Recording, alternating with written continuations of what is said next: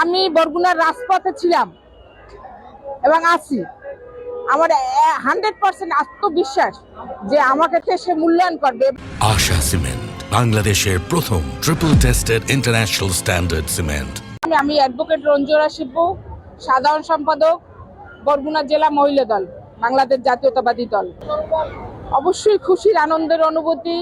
আমরা দীর্ঘদিন পরে বাংলাদেশে একটি গণতান্ত্রিক শাসন ব্যবস্থা পুনর্বহাল হয়েছে এবং আপনারা সকলেই মিডিয়ার বাইরে অবগত আছেন যে 2026-এর 12ই জানুয়ারি যে 13-10 জাতীয় সংসদ নির্বাচন হয়েছে, নির্বাচনের পরবর্তী সময় আজকে সংরক্ষিত মহিলা আসনের যে মনোনয়ন ফর্ম বিক্রি হয়েছে এবং আমি সেই মনোনয়ন ফর্ম ক্রয় করেছি এবং আজকে জমা দিতে আসছি। নতুনদের মুখে কি তৃণমূল কি হারিয়ে যাবে কিনা, কি মনে হয় আপনার? আমার মনে হয় অবশ্যই হারিয়ে যাবেন না, কারণ আমাদের চেয়ারম্যান প্রায় মিনিস্টার জনাব তারেক রহমান সেই যে নতুনদের বীরে পুরাতনকে হারিয়ে দেওয়ার মানুষ সে না।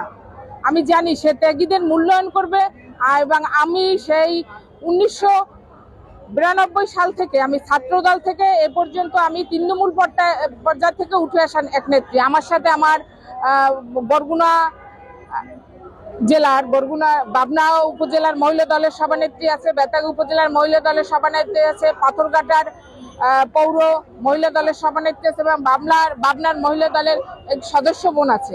কিন্তু আমরা তৃণমূল পর্যায়ে আমরা সবাই একত্রে কাজ করেছি। বিগত দিনে আওয়ামী ফ্যাসিস্ট সরকারের আমলে আমরা পুলিশি হামলার শিকার হয়েছি, আমি একাধিক মামলার শিকার হয়েছি, আমরা শারীরিকভাবে নির্যাতিত হয়েছি। আমরা চাই যে আমাদের চেয়ারম্যান জনাব তারেক রহমান সাহেব সহ আমাদের কেন্দ্রীয় নেতৃবৃন্দ, মহাসচিব সহ মনোনয়ন বোর্ডে যারা থাকবে তারা অবশ্যই ত্যাগীদের মূল্যায়ন করবে। আপনি কতটা আশাবাদী এবং সম্ভাবনা দেখছেন আপনার ব্যাপারে?